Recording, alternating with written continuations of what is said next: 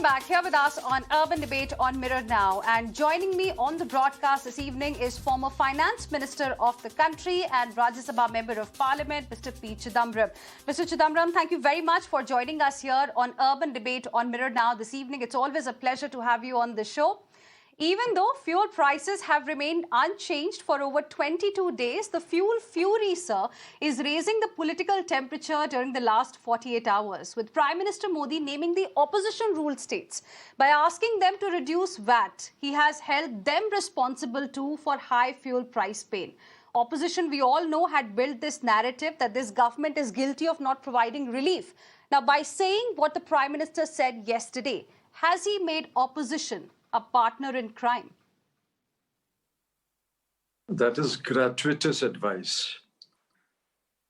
The Ministry of Finance put out a statement yesterday that the central government owes 78,704 crore to the states as arrears of GST.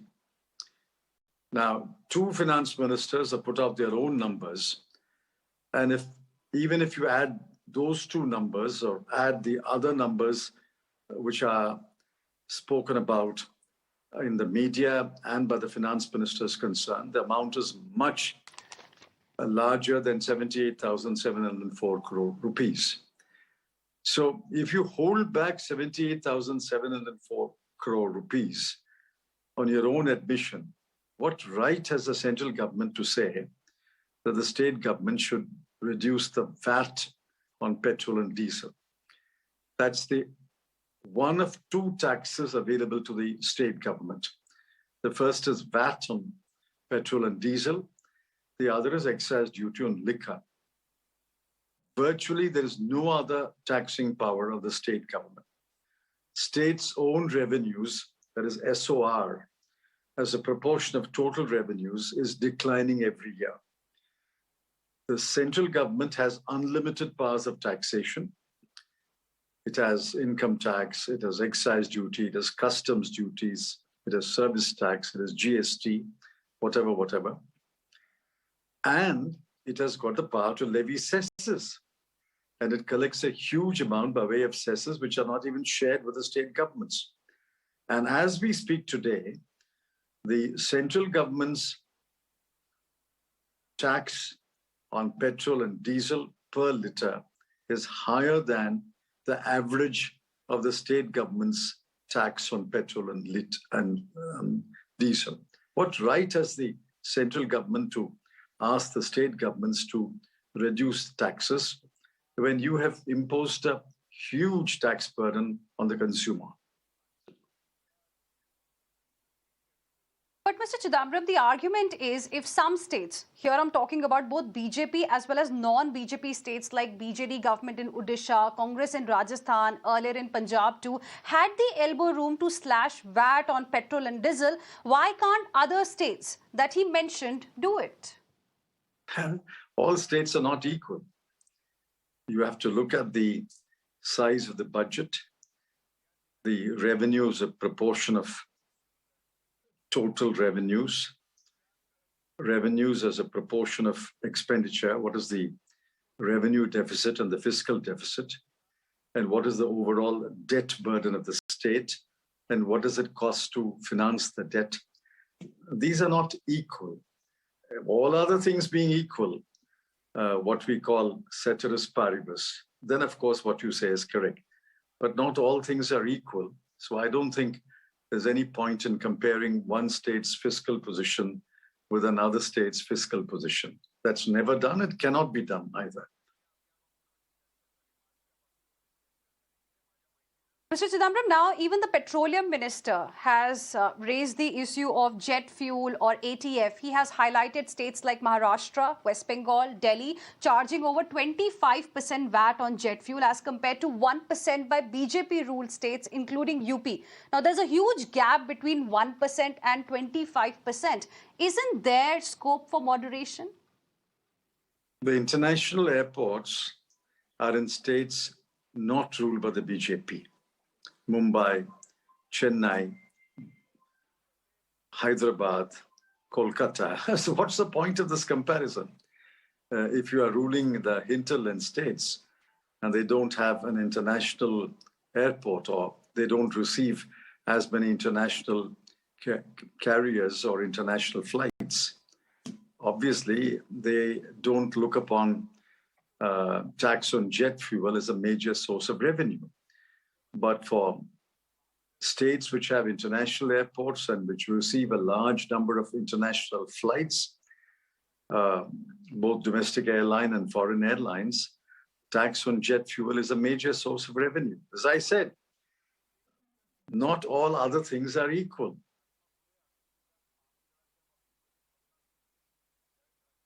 But Mr. Chidambaram, repeatedly we have seen the BJP blaming the UPA for the long-term prevalence of high prices due to the oil bonds that you had issued. But the bonds also symbolize that UPA government shielded the public then.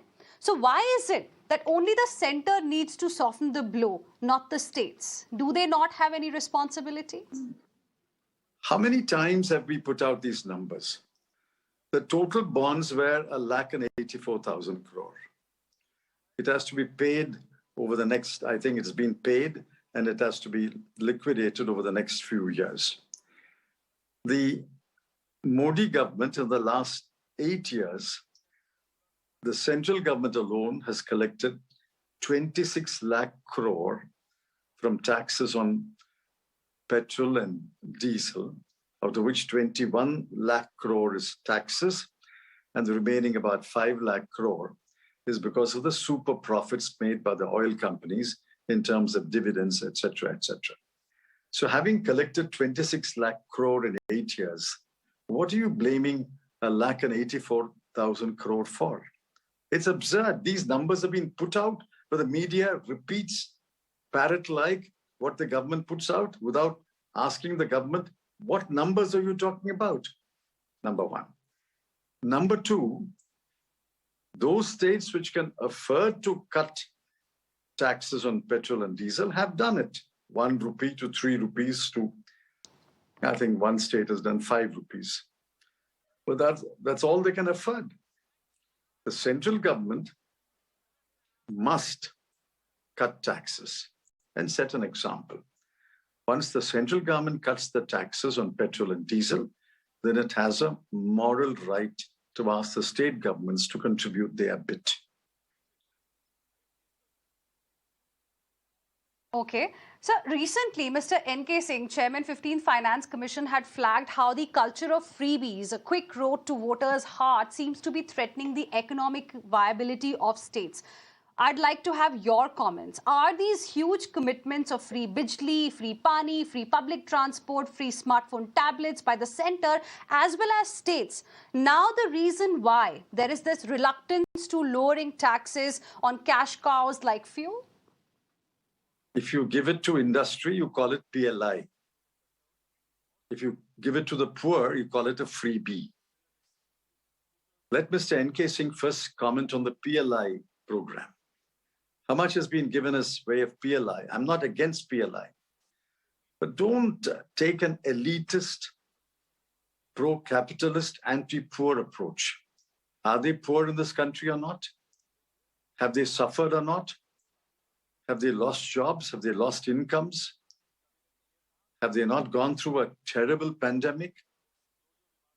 And if any subsidy is given to the poor, it is called a freebie. When it's given to the rich, the corporates who are making super profits, you call it incentive. Remember Alice in Wonderland. Okay, so be it incentive or freebie. The word means what I say it means. So be it freebie or incentive, as you're calling it, do you agree there needs to be a dialogue? Will you say that these may be politically correct, but economically faulty? No, I don't agree with that.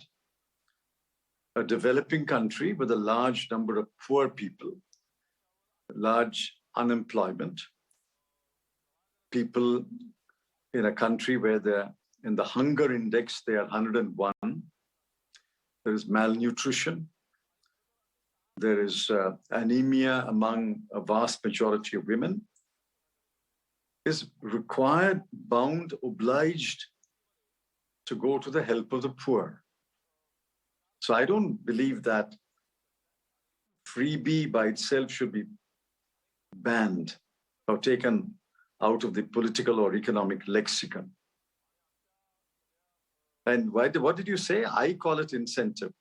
Okay. Remember, the government calls it an incentive, PLI. No, you were talking about incentive because I used the word freebie. You, reminded me of incentive. So that's why I used both my words, freebie or incentive, whatever you might call it. Do you think there needs to be a dialogue? That's what I meant. The government calls it an incentive. I'm only quoting the government.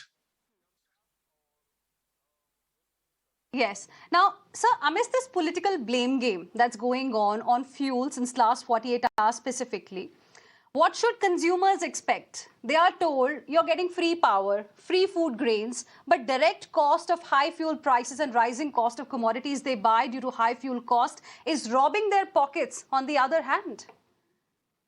No. Please remember, electricity today is no longer a luxury like it was in your grandfather's time or great-grandfather's time. Electricity is a necessity. Now, in fact, world over, it's now accepted a certain minimum amount of electricity is a basic human right.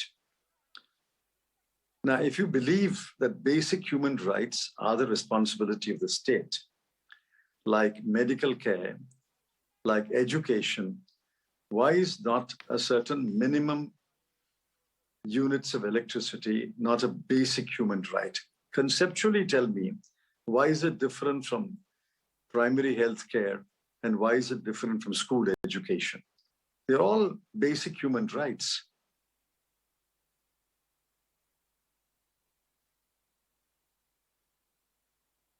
Absolutely. But on fuel specifically, the bottom line seems to be that when it will be brought under GST, maybe there's political slugfest, this political blame game that's going on, in which eventually the consumers continue to suffer, will finally be over. Do you think it's a reform whose time has finally come? The time has come, but there is no trustworthy government at the center. The distrust between the states and the center has widened. The center has gone back on every promise. Yes, we promised compensation for 5 years. But if the revenue losses by implementing GST continue beyond 5 years, is there not an obligation on the part of the central government to address that issue and sit with the state governments and work out how long should the compensation continue? GST arrears are not paid.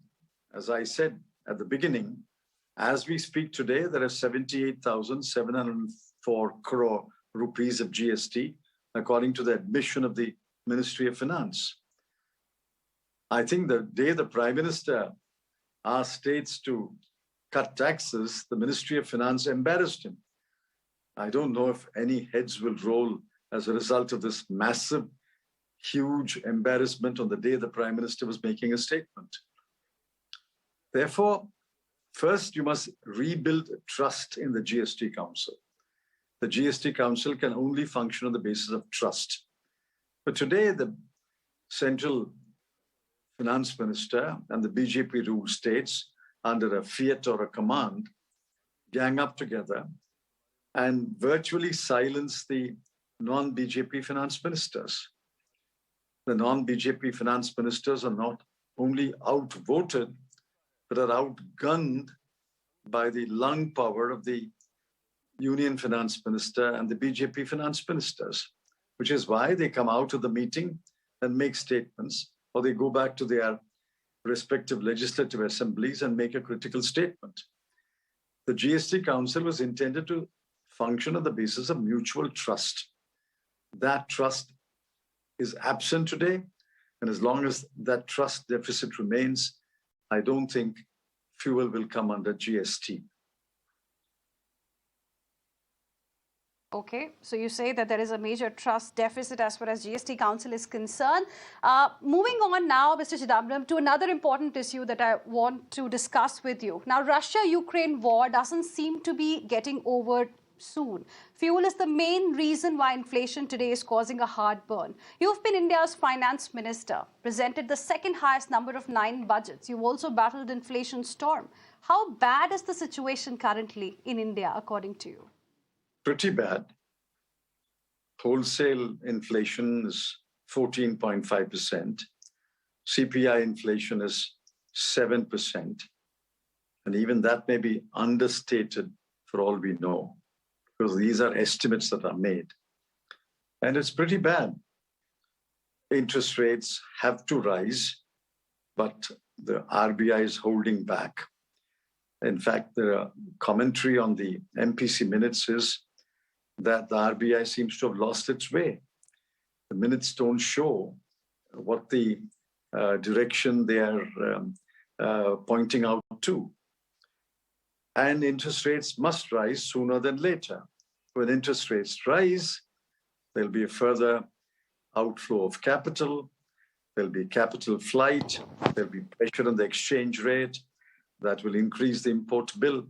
I mean, I don't have to explain the chain reaction of any step in modern day economic management.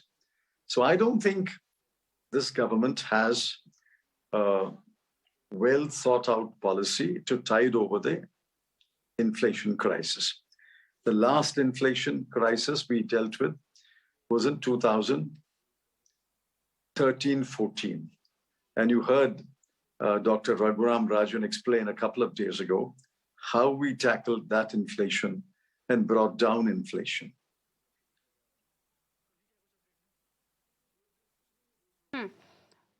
What about the issue of power crisis, another crisis that India is facing? Some states specifically are facing, though outages aren't really uncommon during peak summer. Is the situation this time unprecedented? Because Power Ministry is suggesting that rising power demand actually reflects post-pandemic economic recovery. It may be, but that's not something to be gloat about. That's, as I said, electricity is a necessity. Electricity is a vital input for manufacturing, for industry, for processing, for a whole lot of things. The rising power demand is inevitable in a developing country. And we should welcome a rising power demand, not gloat over it. Now, summer is not a new phenomenon. Every year there is a summer, and you know when summer will come.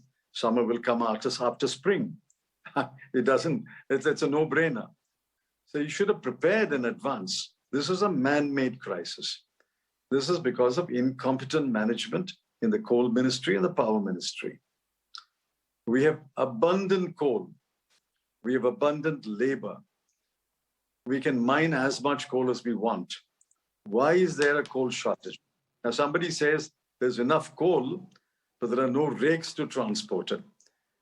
Now, the railway is the oldest institution in the government's hands. Now, why did the railway fail to provide the rakes? So whichever way you look at it, it's incompetent management either in the coal ministry or in the railway ministry or in the power ministry. What's the point of blaming summer? There will be a summer every year. And if they had asked you, you would have told them, summer will come after spring, will come after winter.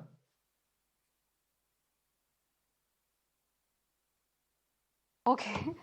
Now, Mr. Chidambaram, you were seen as the poster boy of reforms, if I may use that word. LIC IPO dates have been announced. Government is looking to sell 3.5% instead of 5% now. We know that the BJP, led by likes of ex-finance minister Mr. Yashwant Sinha, bitterly opposed opening up the insurance sector during the UPA. Today, do you back the government on this decision? I am not opposed to disinvesting a small portion of LIC. And I'll tell you why. There is enough competition in the life insurance market. I don't deny that. But that competition is market competition. But what about pressure? What about questions within the management of LIC. If LIC remains a 100% government-owned company, there will not be enough diversity of opinion in the board of LIC. So I think that diversity is absolutely necessary. So I supported a disinvestment of, say, 5 to 10%. I still maintain that view, although there are some in my party who are opposed to disinvesting any part of LIC. Now, leave that aside. But there is a proverb in Tamil which roughly translates to, the donkey has thinned and become an insect, or something to that effect. Now, why is the hyped LIC IPO reduced now to 3.5%? And why is the offer price so low? Why is the government so desperate to collect this rather paltry amount in the month of April and May? See, there is no pressure on the finances in the month of April and May.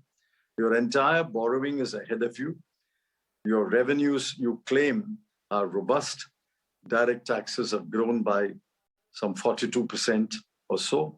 So what is the desperation to do it in April or May when the external situation, when the market situation is not at all favorable for an IPO? I think this IPO is badly timed. It will raise suboptimal amount, and a suboptimal portion of the shares are being disinvested. If you want diversity in your board, you should disinvest at least 5 to 10%. Okay. The government should look at disinvesting at least 5 to 10%. You also call it ill-timed IPO. Provided you want diversity one last in your question board. before Mr. Provided Okay. you want Interesting. diversity One in your last board. question before we let you Yes. go. Okay. Yes, go ahead. Like the last time we interviewed you, since we think you're one of the best and the most experienced financial minds in India, quick 4-point advice to the center as the war brings in more economic disarray. You tell me who in the government will listen to the advice. You bring them to the table and then let them ask for advice and I'll give you advice. The point is, we are talking to the deaf. They just won't listen. The advice that we gave during the pandemic was rudely brushed aside. Nevertheless, since you asked me, and I will give you an advice. The first task of the government is to control inflation today. Yes, there is always a trade-off between growth and inflation. All countries have trimmed their sales. China has trimmed it to between 4 and 5%. Why should India aim at 8% growth? We will never get 8% growth, but you aim at 8% growth, you boast of an 8% growth, you want to boast that we're the fastest growing economy in the world. And in the process, what you will gain in the swings, you will lose in the roundabouts. You may get some extra growth, but the burden of inflation will fall disproportionately on the poor. Therefore, trim your sales, reduce your sites, lower your sites, accept lower growth when the whole world has accepted lower growth, and control inflation. That's the one advice that I will give. If you can come back to me and tell me they are seriously considering your advice, I will give you my second, third, and fourth points of advice. Sure. I'll definitely get back to you on this one. Thank you very much, Mr. Chidambaram. Like always, it's a pleasure talking to you. Thank you very much for joining us live on Urban Debate on Mirror Now this evening. Thank you. Heading into a short break, Griha joins you next. Stay with us. Thank you.